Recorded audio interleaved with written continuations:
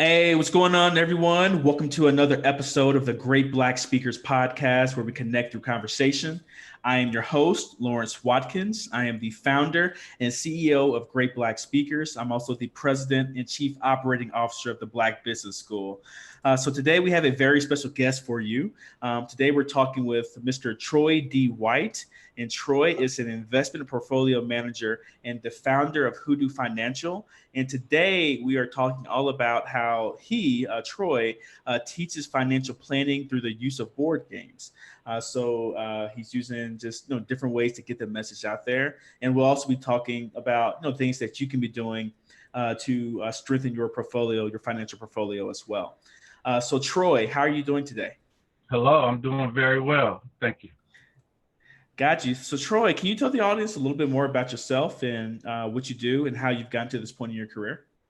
Sure. Um, well, I'm a portfolio manager, as you mentioned. I'm in Oakland, California, and basically I create investment strategies for the clients of our firm, and we focus on wealth management and personal financial planning. So that's how I came to introduce these board games as a way to help get these concepts, let our clients see these concepts in action. Got you. Well, I mean, how did you get into financial management, portfolio managing to begin with? What was your journey towards even doing this in the first place?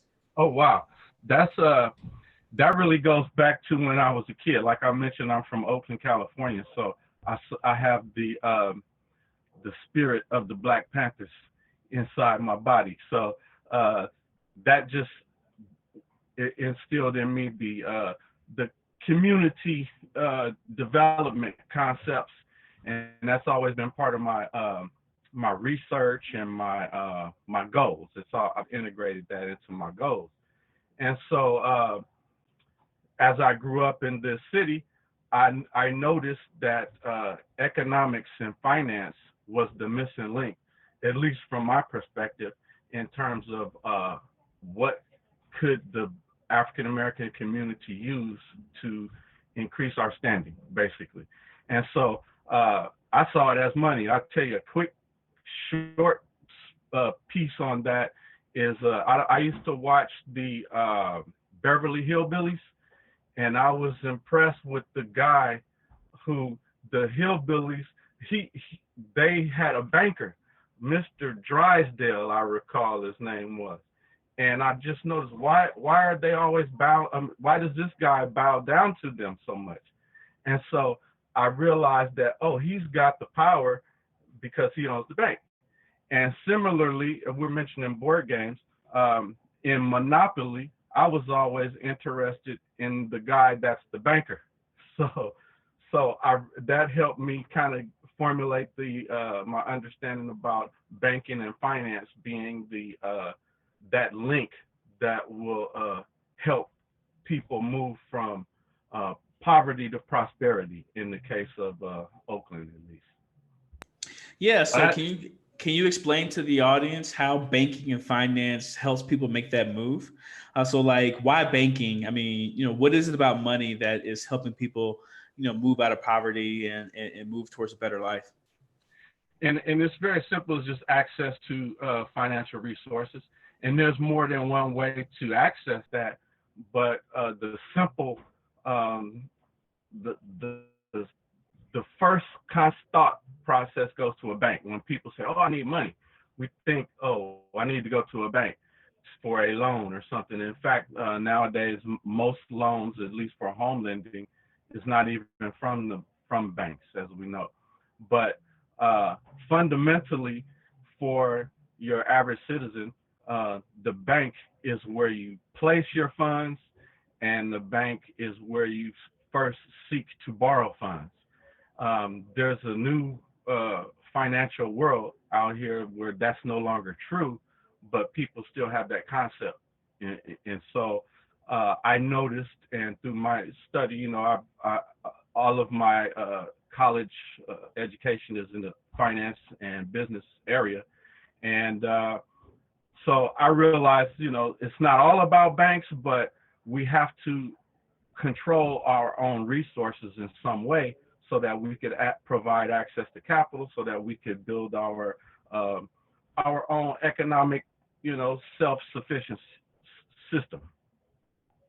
Got you. And for those who don't understand or don't even know what a financial portfolio manager is or an investment portfolio manager is, can you explain to the audience like what your role is in this whole process?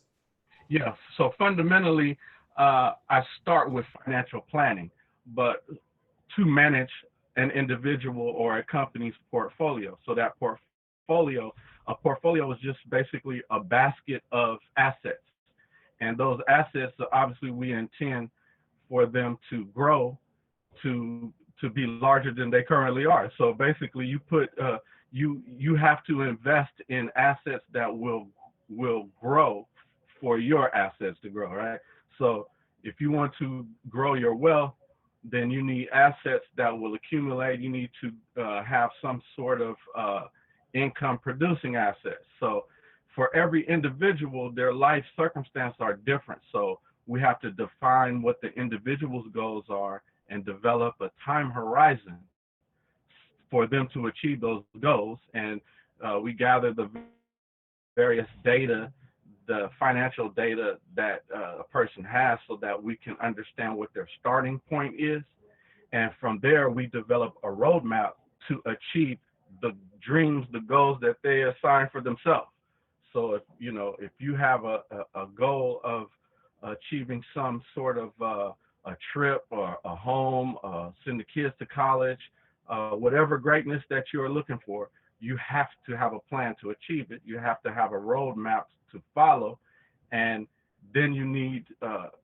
I'm the person who helps implement that strategy to help and push the person along that path, and constantly, give them I'm the cheerleader as well, give them the attaboys, that's good move, and try to encourage them to stay on the path towards success so that we monitor that progress and continuously achieve some of their goals. So that requires us to it's an ongoing relationship. As we achieve some successes, we have new goals. So it's a never-ending strategy process, basically. For people to want to achieve their financial goals, they're going to need a financial planner, investment portfolio manager to work with, and over the long term. So, Gotcha. Um, Yeah, yeah, and once we come back from this break, I want to talk more about what are assets and what types of assets and what components actually make up a good, solid financial plan, and then strategies on how people can actually implement those into their day-to-day lives. What should they be focusing on and that type of stuff as well. But before we do, just for the people who tuned in, I am here with Mr. Troy D. White. Troy is an investment portfolio manager and founder of Hodoo Financial. And today we're talking about how this portfolio manager, Troy, teaches financial planning through the use of board games. So if you guys like this video, please go ahead and press the thumbs up button. The more love that you show us, the more love that YouTube algorithm shows us as well. And more people will be able to see this video. So please, on the count of three, just go ahead and show us some love. We really appreciate it. 1, 2, 3, press the thumbs up button if you're feeling this content. Make sure that you share and subscribe to our YouTube channel as well. All right, Troy, let's talk about assets. People always use this word asset.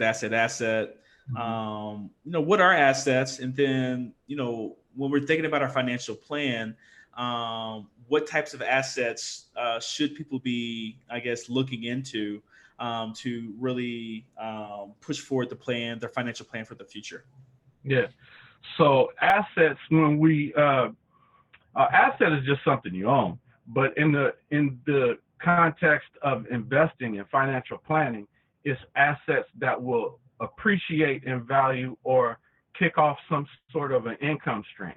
So I'm somewhat of a boutique firm, and from a financial planning perspective, we deal in 3 general areas. That's stock market portfolio, a real estate portfolio, and then entrepreneurship. I consider that an asset as well. If you're starting a business, that's kicking off some income. as well as it's an asset that can be passed on or sold. So stock market portfolio is, we build customized portfolios for our clients. So most people have heard of mutual funds. Well, that's just a fund that consists of several different stocks, and it's mutually accessible to whomever wants to buy in. Well, we built customized portfolios, so it's like a private fund for yourself. So it will consist of stock market assets that are specifically designed to achieve that individual's financial plan. So whatever your plan, that may consist of short, long-term, micro cap stocks, various stocks. It depends on what your particular goals are. And then from the real estate portfolio perspective, obviously we could invest in REITs. REITs are real estate investment trusts. Those are similar to a stock. So we purchase those on our platform as well. However, through advice and consultation, and we actually have an investment program for individuals to pursue their real estate goals. So goals with real estate. So what I encourage individuals to do is create a portfolio of real estate assets that generate them a stream of income. So that's a direct investment.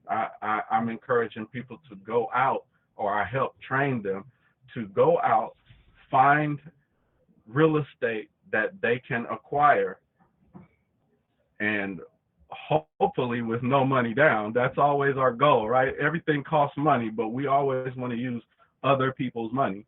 And we acquire these assets so that they will generate rental income. And eventually, we want that passive rental income to exceed their expenses. So I teach a basic cycle of money. So that money is invested in the stock market assets. As those assets grow and accumulate, then we peel off some of those assets and use it as a down payment for real estate, income producing real estate. And then those real estate assets produce income. We use that income to invest in the market. And then the cycle continues. And if an individual has entrepreneurial pursuits, we include that into the mix to try to create a well-rounded portfolio that can be passed on. Got you. And when I say passed on, I teach a concept called legacy investing versus this is getting a little technical, but what's the industry of financial planning currently teaches what's called life cycle phase investing. So most people invest in that way. They don't know that's what they're doing, but this is what they're currently doing.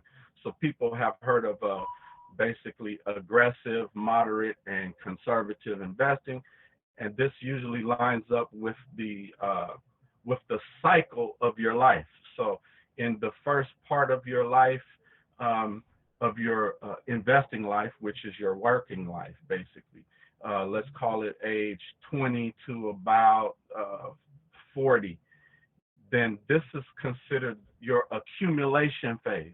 So you accumulate your assets by theoretically invest 10% of your income, or you're investing in a 401k, 4 or 5%, and this is to accumulate the assets. And once you hit about 40, between 40 and 50, 55, then this is the protection phase, where you are supposed to protect the assets that you already grew.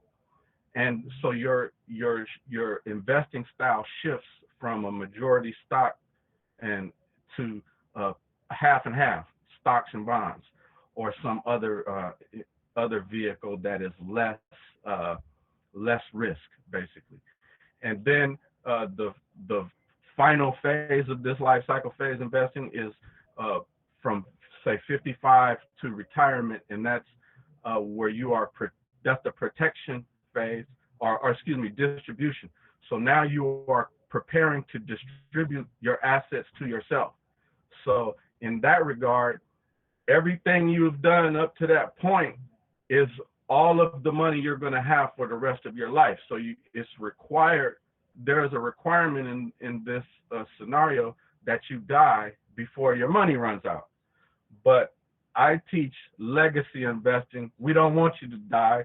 I want you to have the potential to live forever as far as your money is concerned. They may come out with some miracle drug that you pop this pill and you live to 1,000. So then what happens, right? Even if you were to live 5 years beyond your 401k, then what are you going to do? You're going to be homeless. So, and then that the modern way of thinking, that life cycle phase investing, requires people to have done the work early. You started off good with the knowledge and the assets, or the money to save and invest in, so that you have assets to distribute to yourself. Well, most people didn't do that. Most people started late, and there's not enough time and money for them to grow their assets in that way.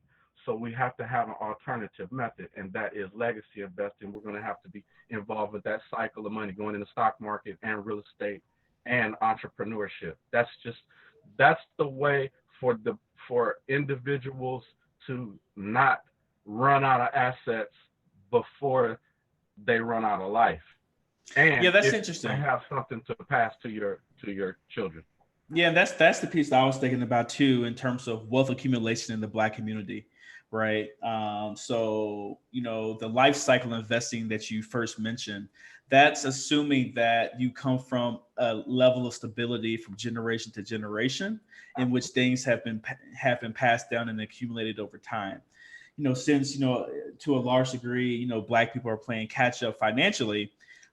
We don't have that luxury as much, and we need to start building for future generations as well. And when you mentioned the, I guess, words legacy investing, that's what came to mind for me, right? Is, what sacrifices are we willing to make, this generation as, Gen Xers and millennials, what sacrifices are we willing to make for future generations for their financial future? Right? Because, typical life cycle investing may not work for us as much. Well, it may work for us in terms of, us being good, after a while, if we, like you said, knew about the knowledge early on, we invested early, we saved early, we were consistent over, many, many years. We're good, but then we're still left behind the 8 ball for future generations. So, when I think about, let's say, what Boyce talks about, the 100-year family plan and things like that, I think about that in terms of what you're talking about with regards to legacy and legacy investing. Absolutely, it's really the same thing. It and you're right on target there. It's just that I work primarily with the African American client base, and and my family and friends are all African American. So my experience,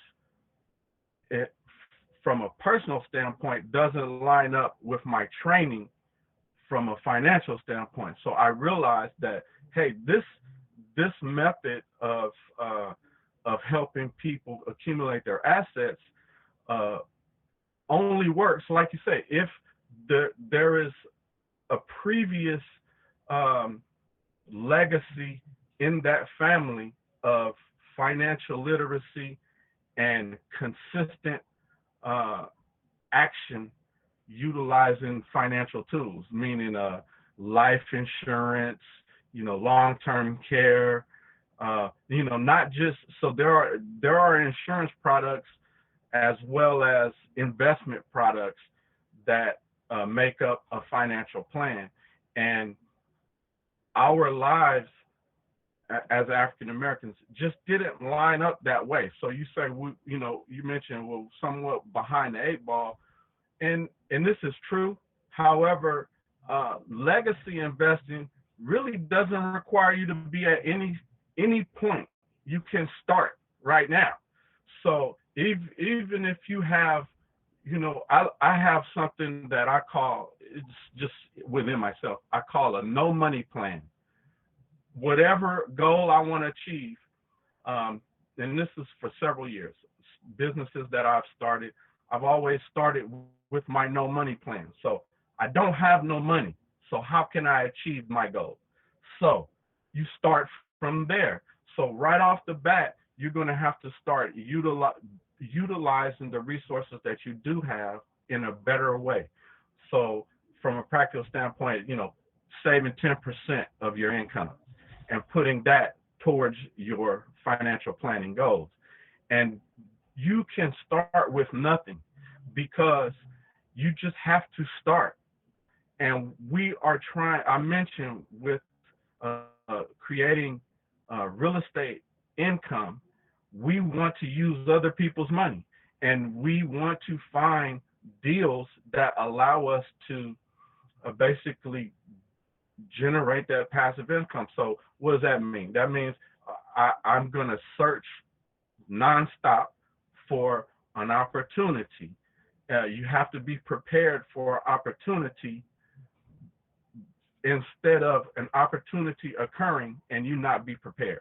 That's kind of my personal motto. So at all times I'm looking for an opportunity and I'm preparing for that opportunity. That's what financial planning and life legacy investing and the cycle of money is all about. We can, if you can get a hold of real estate assets to start generating that income. If even if you acquired one a year for the next 10 years, and they're only, it depends on where you have it, but that is going to be an income that you have in retirement that you otherwise were not going to have by just trying to load up your 401k. It's just not possible doing it that way. So you're going to Right. have to have some sort of alternative assets, specifically real estate. It could be other things as well. I've owned laundromats. Things like that are other options. That's why I mentioned the entrepreneurship aspect as well. Got you. Yeah, I mean, I think investing is all about taking advantage of those opportunities and finding those right opportunities as well to invest in and take that risk on. And you teach all about that. And in the last segment of today's interview, I want to speak about how your unique method in terms of teaching these concepts to your clients and prospects, that type of thing. But before we get there, just as a reminder, I'm here with Troy D. White. Troy is an investment portfolio manager and founder of Hodoo Financial. And today we're talking about how this portfolio manager, Troy, teaches financial planning through the use of board games. So if you're feeling the content that Troy and the knowledge that Troy has been spitting for the last, 20 or 30 minutes or so, please go ahead and press the thumbs up button and show us some love.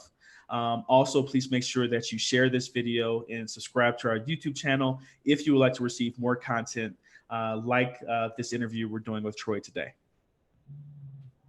So Troy, let's talk about your use of board games, right? Let's talk about how you go about teaching people, teaching clients and people who are just interested in investing, how you go about teaching them about, I guess, good financial planning. So can you talk about what you do and how you do it? Yeah. So basically, what I do is I hold financial education workshops. Those workshops, there's a variety of topics, but they all, I mean, financial planning information is and investment is what I'm generally teaching in these workshops. And I may have a separate theme for each one, but fundamentally the information is the same. It's being delivered, according to a specific topic though. So this is a to teach financial literacy and financial planning. So we follow up those workshops with a game day, and the games allow us to see, or allow the participants to see the financial theory that we cover in the educational workshops. They get to see that theory put to work in a faster way than in day-to-day life. By utilizing the board games, the participants are able to absorb the concepts easier. And the games that I utilize are chess, which is one of my favorite games, Monopoly, and the cash flow game. I mean, cash flow game is tends to be the most fun, and it's the one I emphasize because it is truly a financial planning.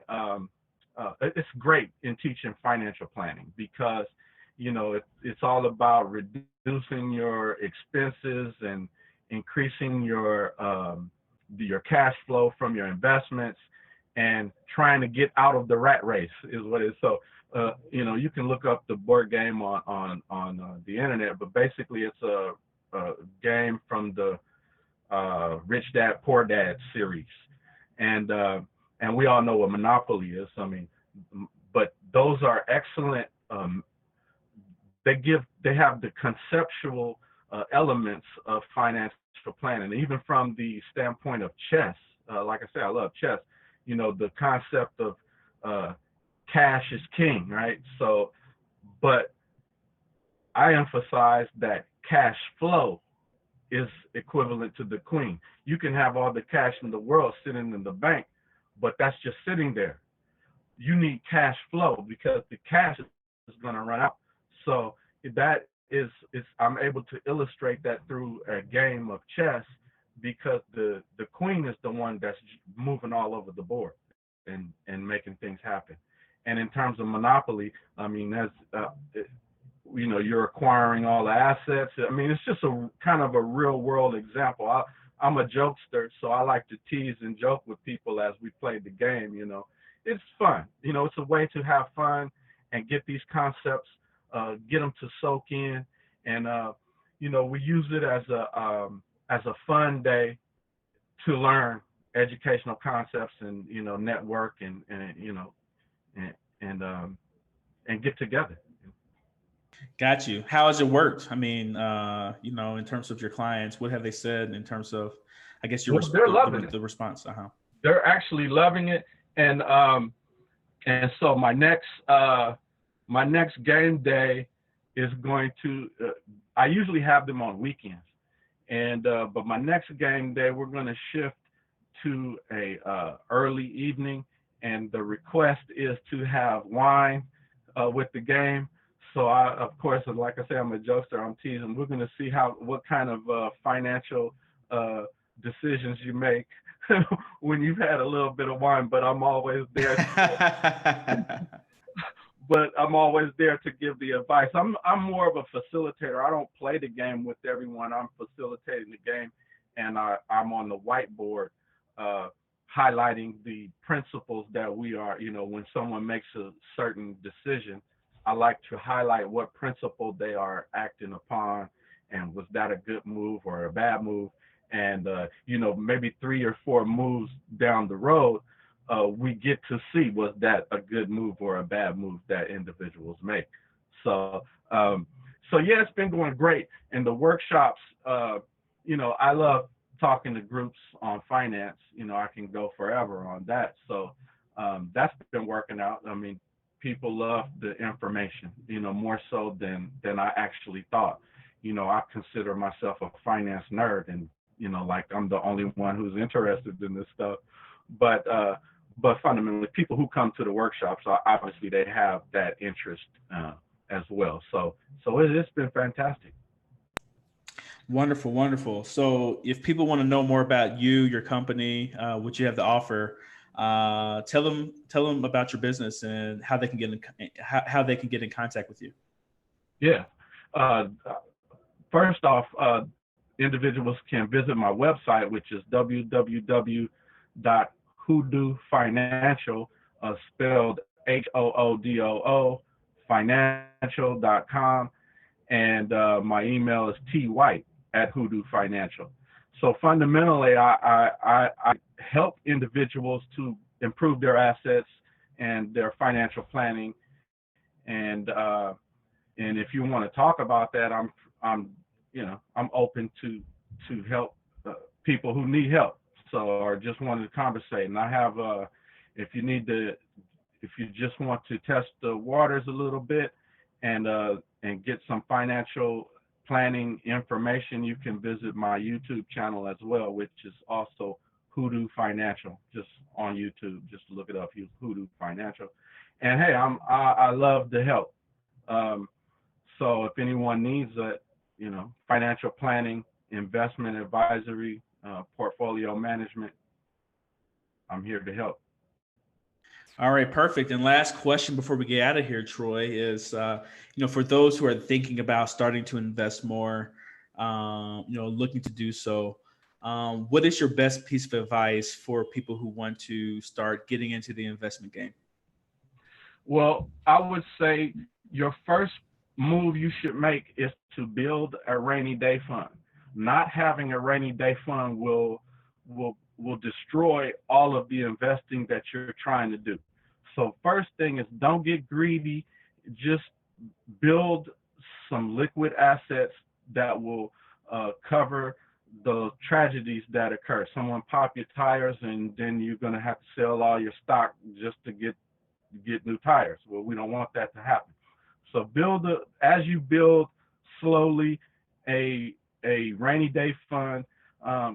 You could slowly start building an investment portfolio as well. And so what I do with my clients is we create a portfolio that will achieve your goal, and through fractional shares and whatever the minimum amounts that individuals have, they can start to grow that individual portfolio. So I would say do something like that. And if you only have $100 a month to invest, then dedicate 50 to your portfolio and 50 to your rainy day fund until that fund has reached approximately 1,000 or so bucks. It depends on your life, the individual and their life, but you need some sort of cushion there. And just start with the financial planning and slowly build your portfolio. And I mean, there's 10,000 more steps that I could list, but those are the primary mandatory moves that I would suggest an individual do. Okay, perfect. Well, Troy, thank you so much for your time today, sharing your immense wisdom and knowledge as it relates to investing and how people can get involved with investing as well. And please check out Hodoo Financial. That is HOODOO financial.com. And we would like to thank the sponsor of this video, the Black Business School, where we don't just help you climb the corporate ladder, we help you build one as well.